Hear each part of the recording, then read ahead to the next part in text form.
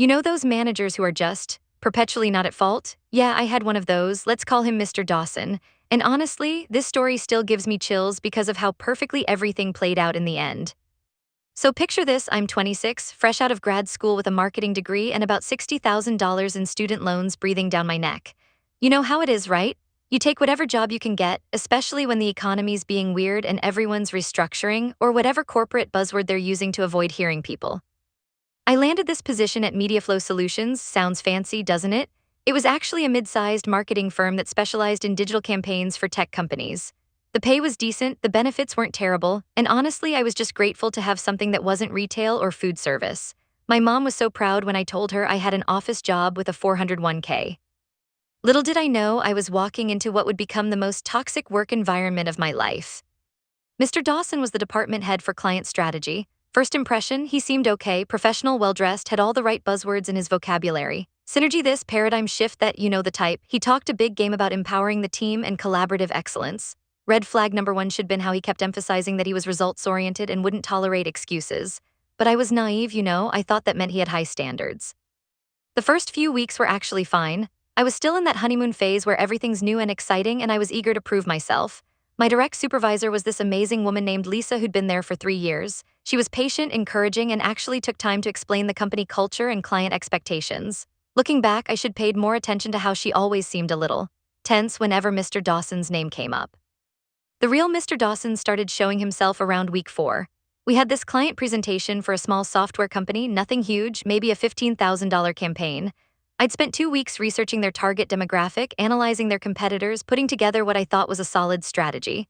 The presentation was scheduled for Thursday, and on Tuesday, Mr. Dawson calls me into his office. Sarah, he says, that's my name, by the way, I've been reviewing your work on the TechStart account and I think we need to pivot. Pivot, God, I learned to hate that word. The approach feels too cerebral, we need more emotional punch, something that really grabs them by the gut. I'm sitting there thinking, okay, constructive feedback, I can work with this. So I ask him, what specific changes would you like me to make? Do you want me to adjust the messaging strategy or focus more on the creative elements? And he gets this look, I can't even describe it properly, but it was like I'd asked him to explain quantum physics. Just make it punchier, Sarah, you're the marketing professional here, I shouldn't have to spell everything out for you. So I go back to my desk, completely confused, and spend the next 2 days basically rebuilding the entire presentation from scratch. I'm talking about staying until 9 p.m., coming in early, the whole 9 yards. I make it more punchy, whatever that means, add more dynamic visuals, restructure the whole flow to be more emotionally driven. Thursday comes, we're in the conference room with the client, and I'm presenting this revamped strategy. About halfway through, Mr. Dawson interrupts me. Actually, hold on, Sarah, I think we're losing focus here. This feels too scattered, too emotional. Our clients need data-driven strategies, not flashy presentations. I just stood there like, really? Did that just happen? The client's looking confused, and Mr. Dawson smoothly takes over, basically presenting my original strategy as if it was his idea all along. We got the contract, but I felt like I'd been hit by a truck. After the meeting, I cornered Lisa in the break room. What just happened in there? I asked her. She looked around to make sure no one was listening, then said quietly, welcome to working with Dawson. He does that to everyone, changes his mind constantly, then acts like you're the one who can't keep up. But that doesn't make sense, why would he? Because he doesn't actually know what he's doing, she whispered. He got promoted because he's good at taking credit and deflecting blame. Just document everything, Sarah, trust me on this one.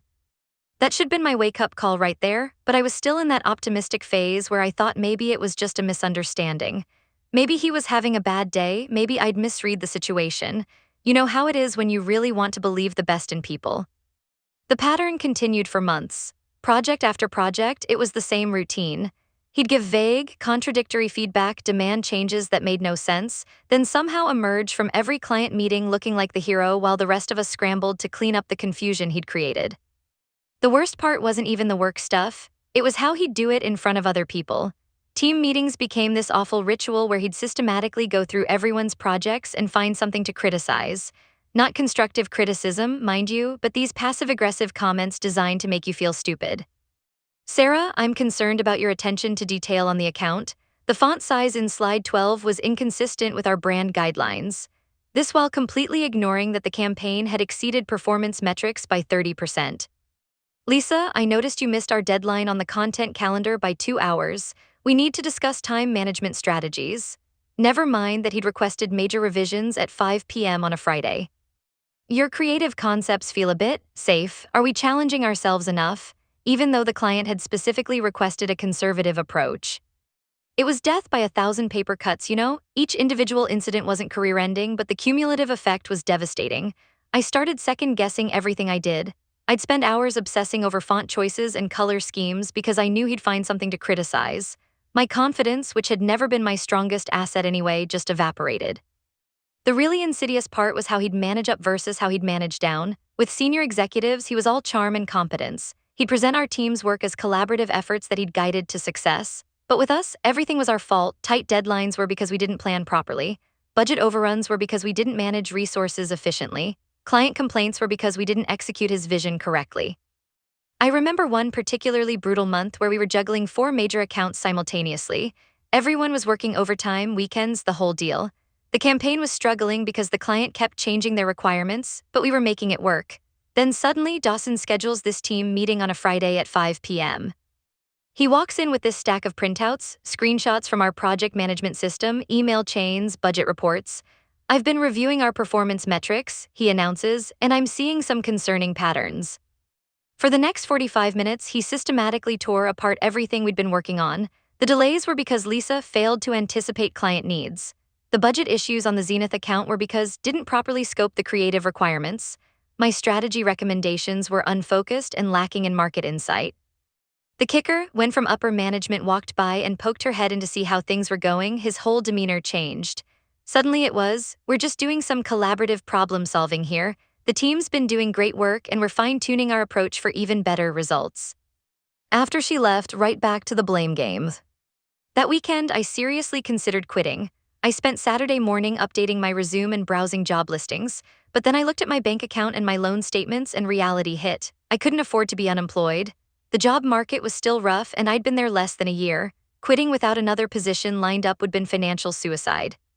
So I did what a lot of people do. I convinced myself it would get better. Maybe he was under pressure from above. Maybe once I proved myself more, things would improve. Maybe I just needed to work harder, be more proactive, anticipate his needs better. The gaslighting was so subtle and consistent that I actually started believing it was my fault. When he'd contradict himself from one meeting to the next, I'd think I'd misunderstood. When he'd take credit for my ideas, I'd tell myself that's just how business works. When he'd publicly critique my work for issues he'd specifically requested, I'd assume I'd failed to implement his feedback correctly. My personal life started suffering too. I was constantly stressed, snapping at my roommate over stupid things, canceling plans with friends because I was too exhausted or had to work late again. My mom would call and ask how the job was going, and I'd give these vague, positive responses because I was embarrassed to admit I was struggling. The worst part was the isolation. Dawson was really good at making each of us feel like we were the only one having problems. He'd have these private conversations where he'd express concern about other team members' performance, making you feel like you were the only competent person he could rely on. Then he'd do the same thing with everyone else, playing us against each other. I found out later that he'd told Lisa he was worried about Sarah's ability to handle client-facing responsibilities. He'd told that my analytical approach was slowing down the creative process. Meanwhile, he was telling me that Lisa was struggling with the strategic aspects of her role and was more style than substance. It was brilliant in a completely evil way. We were all so worried about our own performance that we didn't compare notes or realize we were all experiencing the same treatment. The breaking point came with the Innovate Tech project. This was massive, a 6-figure contract that would basically make or break our department's annual numbers. Innovate Tech was this up-and-coming AI company that needed a complete rebrand and market positioning strategy. We're talking about everything from logo design to website overhaul to comprehensive digital marketing campaigns. I was assigned as the lead strategist, working directly with their CEO and marketing director. For 3 months, I lived and breathed this project. I conducted market research, analyzed their competitors, surveyed their existing customer base, and developed what I honestly believed was a brilliant positioning strategy. The insight was that while everyone else in the AI space was focusing on technical capabilities and efficiency gains, Innovate Tech's real strength was in making AI accessible to small and medium businesses. Their platform was incredibly user-friendly, their customer support was exceptional, and their pricing was reasonable. My strategy was to position them as AI for real people, cutting through the tech jargon and focusing on practical benefits. I spent weeks crafting the campaign. The messaging was clear and compelling, the visual identity was modern but approachable, and all our testing showed fantastic results. Focus groups loved it, A/B tests were performing above expectations, and the client was thrilled with the direction. 2 weeks before the final presentation to Innovate Tech's board of directors, Dawson calls me into his office. Sarah, I've been thinking about the Innovate Tech strategy, and I'm not sure we're hitting the mark. My heart sank. What specifically concerns you? The testing has been really positive, and the client seems. The testing is fine, he interrupts, but I'm thinking bigger picture here. This AI for real people angle feels too simplistic. These are sophisticated business owners we're talking to. They want to feel like they're getting cutting-edge technology, not some dumbed-down version. I tried to explain that our research showed exactly the opposite, that decision-makers were intimidated by overly technical AI marketing and responded better to clear, benefit-focused messaging. But he wasn't interested in data. Here's what I'm thinking, he says, pulling out a legal pad covered in his handwriting. What if we position them as the AI revolution for visionary leaders? Really lean into the transformation narrative, Make it feel exclusive, premium. I spent the weekend reviewing his notes, and it was clear he fundamentally misunderstood both the client and the market. His approach was generic tech marketing, all buzzwords and grandiose claims with no substance. Everything our research had shown would fail. But what choice did I have? I spent the next week rebuilding the entire campaign around his vision. The messaging became convoluted and pretentious. The visual identity went from approachable to coldly corporate. All our carefully crafted content was replaced with jargon-heavy copy that said nothing meaningful. I tried to push back gently, showing him the research that contradicted his approach. Dawson, I'm worried this might not resonate with their target audience. Our surveys showed that. Sarah, sometimes you have to trust your gut over data. That's what separates good marketers from great ones. The numbers can only tell you so much. The day of the presentation, I was a nervous wreck. I knew in my bones that we were about to crash and burn, but I had to present Dawson's strategy as if I believed in it. The Innovate Tech boardroom was intimidating, 12 executives around a massive conference table, all looking skeptical. Their CEO had been so excited about our original direction. Now I had to completely pivot and pretend this new approach was even better. I got about 10 minutes into the presentation before I could see we were losing them. The messaging was confusing, the positioning felt disconnected from their actual product, and the whole visionary leaders angle came across as condescending to their existing customer base. Interrupted me halfway through. I'm sorry, Sarah, but this feels completely different from what we discussed last month. The direction we agreed on was much more accessible. This feels like every other AI company's marketing. Before I could respond, Dawson smoothly stepped in. I appreciate the feedback. What Sarah's presenting here is actually an evolution of our original concept. We felt the initial approach, while solid, wasn't ambitious enough for a company of Innovate Tech's caliber. But our research specifically showed, I started to say. Sarah, Dawson cut me off with a smile that didn't reach his eyes. Let's focus on the client's needs right now. We can discuss research methodology later. The rest of the presentation was a disaster. The board asked pointed questions that our new strategy couldn't answer. The messaging contradicted Innovate Tech's actual business model. The visual identity felt completely wrong for their brand personality. We lost the contract. The post-meeting the next day was brutal. Dawson called the entire team together and systematically dissected everything that had gone wrong. According to him, the failure was due to poor execution of his strategy, inadequate research, and a fundamental misunderstanding of the client's needs. The concept was sound, he explained to the room, but the implementation fell short. Sarah, your presentation lacked the confidence and clarity that a client of this caliber expects. Lisa, the supporting materials didn't reinforce the core messaging effectively. The visual elements didn't capture the premium positioning we were going for. I sat there listening to him rewrite history in real time. Not once did he acknowledge that he'd forced us to abandon a strategy that was working in favor of his untested gut feeling. Not once did he take responsibility for overruling months of research and client feedback. But here's the thing that really got to me. He ended the meeting by saying, I want everyone to learn from this experience. In this business, we can't afford to let ego get in the way of client success. Sometimes that means admitting when our initial approach isn't working and being willing to pivot quickly. The irony was so thick you could cut it with a knife. That night I went home and cried for the first time in months, not just because we'd lost the contract, but because I felt so powerless and frustrated. I'd done everything right, the research, the strategy, the testing, and it had all been thrown away because of one person's ego and incompetence. But then something shifted. As I was lying in bed, staring at the ceiling, I realized I wasn't just angry anymore. I was calculating. For the first time, I wasn't thinking about how to fix things or work harder or prove myself. I was thinking about justice. The next morning, I did something I'd never done before. I started documenting everything. Every email, every meeting, every decision that led to a project failure. I began keeping detailed notes on Dawson's contradictory instructions, his blame-shifting patterns, his habit of taking credit for successful work while distancing himself from failures. I wasn't sure what I was going to do with the information, but I knew I needed evidence. My friend Alex, who'd been through law school, had always told me that documentation was key in any workplace dispute. People's memories get fuzzy, he'd said, but emails and timestamps don't lie. Our project management system was actually perfect for this.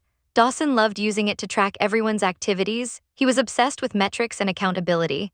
What he didn't realize was that it also tracked his own interventions and decision changes. Every time he overruled a strategy, demanded revisions, or shifted project direction, there was a digital paper trail. I started taking screenshots of everything: email chains showing his contradictory feedback, project timelines showing how his changes caused delays, budget reports showing cost overruns directly tied to his last-minute revisions, meeting notes where he'd blame the team for issues he'd created. The pattern was even more damning than I'd realized. In the 6 months I'd been tracking, Dawson had directly caused or contributed to the failure of 4 major projects. The campaign that went over budget, that was because he'd insisted on a complete creative overhaul 3 days before launch. The Zenith account that complained about missed deadlines, he demanded a strategy pivot that required starting from scratch with 2 weeks left. But here's what was really interesting. When projects succeeded despite his interference, he always managed to position himself as the key contributor. The tech campaign that exceeded engagement metrics by 40%, suddenly that was thanks to his strategic guidance, even though he'd barely been involved after the planning phase. I started paying attention to how he communicated with upper management versus how he talked to our team. With executives, everything was collaborative and strategic. The team and I have developed an innovative approach. Our analysis suggests we're excited to present. With us, it was all about individual accountability and failure. Sarah needs to improve her client management skills. Lisa's struggling with strategic thinking, isn't meeting quality standards. 3 months into my documentation project, something interesting happened. The VP of Client Services started asking more specific questions about our department's performance. Not general "how are things going" questions, but detailed inquiries about project timelines, budget management, and client satisfaction metrics. At first, I thought maybe there were rumors about the Innovate Tech failure. But then Lisa mentioned that had scheduled one-on-one meetings with several team members to discuss department efficiency and workflow optimization. When met with me, her questions were surprisingly pointed. "Sarah, I'm looking at the timeline for the Zenith project, and I'm trying to understand why there were so many revision cycles. Can you walk me through the decision-making process?" I was careful to stick to facts and avoid editorializing, but I explained how strategy changes late in the process had required multiple rebuilds. Took detailed notes and asked follow-up questions about communication protocols and approval processes. "Have you found it challenging to maintain project momentum when strategies shift during implementation?" she asked. It was such a diplomatically worded question, but I could tell she was fishing for something specific. "Sometimes," I admitted, "it can be difficult when client expectations are set based on one approach, and then we need to pivot to something completely different." She nodded thoughtfully. "And how would you characterize the feedback and guidance you received during those pivots?" That's when I realized was conducting some kind of investigation. She wasn't just casually checking in, she was methodically gathering information about our department's dysfunction. I made a decision that probably changed everything. If you're interested in understanding our workflow challenges, I actually have some documentation that might be helpful. I've been tracking project changes and their impact on timelines and budgets. Her eyebrows raised slightly. "That sounds very thorough. Would you be willing to share that information?" Over the weekend, I put together a comprehensive presentation. Not an emotional rant about how terrible Dawson was, but a data-driven analysis of departmental performance issues. I included project timelines showing the correlation between late-stage strategy changes and budget overruns, email screenshots demonstrating contradictory guidance and unclear expectations, budget analyses showing the financial impact of project delays and revisions. The most damning evidence was a comparison of project success rates before and after Dawson's interventions. Projects that he left alone had an 85% success rate and averaged 10% under budget. Projects where he made significant changes had a 40% success rate and averaged 30% over budget. I also included client feedback data, testimonials praising our team's creativity and professionalism, alongside complaints about inconsistent messaging and last-minute changes, issues that correlated directly with Dawson's involvement level. The presentation wasn't about getting revenge on Dawson. It was about demonstrating that our department's problems weren't due to team incompetence, but systematic management issues that were costing the company money and damaging client relationships. I sent it to on Monday morning with a carefully worded email explaining that I'd compiled this analysis to help identify opportunities for process improvement. I emphasized that my goal was to help the department succeed, not to criticize any individual. For 2 weeks, nothing happened. I started wondering if I'd made a huge mistake.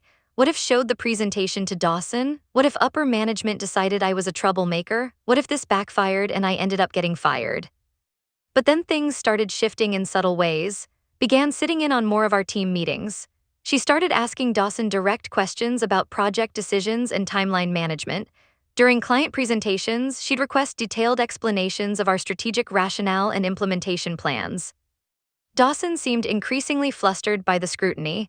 His usual confident demeanor became defensive. Instead of smoothly deflecting questions, he'd give long, rambling explanations that didn't really answer what was being asked. The turning point came during a quarterly review meeting. Was presenting departmental performance metrics to the senior leadership team, and she'd invited Dawson to provide context for some of the numbers. "I'm looking at our client retention rates," said, "and I'm seeing some concerning trends. Can you help me understand what's driving the decline in long-term contracts?" Dawson launched into his usual routine about market conditions and client expectations, but cut him off. "Actually, I've been reviewing project documentation, and it seems like many of our client complaints are related to inconsistent messaging and communication breakdowns. What processes do we have in place to ensure strategic consistency throughout project?" I watched Dawson fumble through an answer that basically amounted to "the team needs to communicate better," but wasn't done. I've also noticed significant cost overruns on several major projects. The budget analyses show that many of these overruns occur during late-stage revisions. How are we managing scope creep and strategic changes? This time, Dawson tried to blame client indecision and unrealistic expectations, but had done her homework. She referenced specific projects, specific timeline changes, specific instances where internal strategy shifts had caused budget problems. By the end of the meeting, it was clear that Dawson's credibility with upper management was seriously damaged. He'd been exposed as either incompetent or dishonest, maybe both. 3 weeks later, there was an announcement that Dawson would be transitioning to a new role focused on strategic initiatives and business development, corporate speak for being kicked upstairs and stripped of management responsibilities.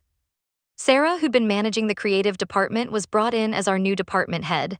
The difference was immediate and dramatic. Different Sarah, obviously actually listened to her team. She trusted our expertise. She made decisions based on data and client needs, not ego or gut feelings. Our first team meeting with Sarah was revelatory. Instead of criticism and blame shifting, we had an actual discussion about challenges and opportunities. She asked for our input on process improvements. She wanted to understand what had been working and what hadn't. "I've reviewed the department's project history," she said, "and it's clear you've all been doing excellent work under challenging circumstances. My job is to remove obstacles and give you the support you need to succeed." Within 2 months, our client satisfaction scores improved dramatically. Projects were coming in on time and under budget. Team morale went from toxic to genuinely positive. People were actually excited to come to work again. 6 months later, I was promoted to senior marketing strategist with a significant raise and much more autonomy. Lisa became our lead account manager, was recognized as our top creative director. We went from a dysfunctional department that other teams avoided working with to one of the most successful groups in the company. The Innovate Tech story had a perfect epilogue too. About 8 months after losing their contract, reached out directly to me. They'd been unhappy with the agency they'd chosen and wanted to discuss working with us again. "Sarah," she said during our first meeting, "I have to tell you that original strategy you presented, the AI for real people concept, that was exactly what we needed. We've been struggling to connect with our target market, and I keep thinking about how right you were." We repitched the original strategy exactly as I developed it before Dawson's interference. Innovate Tech loved it, signed a contract that was even larger than the original, and the campaign exceeded all performance expectations. It ended up winning 2 industry awards and generated a 300% ROI for the client. The best part, during the awards ceremony, specifically praised our team's strategic insight and authentic approach to AI marketing. She mentioned how refreshing it was to work with an agency that understood their business and market position so deeply. Dawson wasn't at the ceremony, obviously. Last I heard, he'd left MediaFlow entirely and was working at some startup that folded 6 months later. Apparently, his strategic initiatives role hadn't worked out as planned. Looking back on the whole experience, I learned some important lessons about workplace dynamics and standing up for yourself. The biggest one was that documentation really is everything.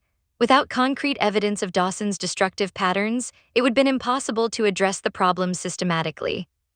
I also learned that sometimes the best way to fight injustice isn't through confrontation, but through strategic action.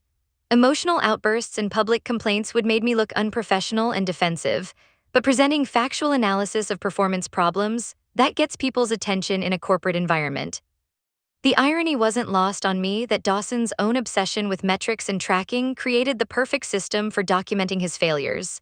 He'd built the weapon that ultimately brought him down. But the most important lesson was about self-worth and professional boundaries. For too long, I'd accepted treatment that was undermining my confidence and career growth. I'd convinced myself that it was normal, that I just needed to work harder or be more resilient. The truth is, toxic management isn't something you can overcome through individual effort. It's a systemic problem that requires systemic solutions. And sometimes, you have to be willing to take risks to create change. Now, as a senior strategist with my own team members to mentor, I'm incredibly conscious of how I provide feedback and guidance. I never want anyone to feel the way I felt under Dawson's management. I make sure credit goes where it's due, I take responsibility for my decisions, and I create an environment where people feel safe to contribute ideas and voice concerns. The department culture we've built is something I'm genuinely proud of. We have honest conversations about challenges and failures. We celebrate successes as a team. We support each other through difficult projects and tight deadlines. And you know what? Our performance metrics are outstanding. Client satisfaction is consistently high, our retention rates are above industry average, and our team members regularly get promoted and recognized within the company. It turns out that when you treat people with respect, trust their expertise, and take responsibility for your own decisions, everything works better. Who would thought? The student loans are finally paid off, by the way. The promotion and raise made a huge difference, and I was able to tackle the debt much more aggressively. Financial stress was such a huge factor in why I tolerated Dawson's behavior for so long. Having that freedom now makes it easier to make career decisions based on what's right, not just what pays the bills. Sometimes I wonder what would happen if I'd never documented Dawson's behavior, if I'd never compiled that presentation for. Would he still be there, making everyone miserable? Would I have eventually quit and started over somewhere else? Would the department have continued to struggle and maybe even been dissolved? I guess I'll never know for sure, but I do know that taking action, strategic evidence-based action, changed everything for me and my colleagues. It's a reminder that individuals can make a difference, even in large corporate environments where it feels like you have no power. The whole experience taught me that justice isn't always dramatic or immediate. Sometimes it's quiet and methodical. Sometimes it's about building a case, presenting facts, and trusting that reasonable people will make reasonable decisions when they have good information. And sometimes, just sometimes, the system actually works the way it's supposed to. The incompetent manager gets removed, the good employees get recognized, and everyone ends up better off. That's my story, not the most exciting tale of workplace revenge, maybe, but definitely the most satisfying. Because in the end, it wasn't about getting back at Dawson. It was about creating a better workplace for everyone, including future employees who'll never have to deal with his destructive management style. And honestly, every time I see my team members thriving, every time we deliver exceptional results for a client, every time someone tells me they love working here, that's better than any dramatic confrontation could ever be. That's real victory.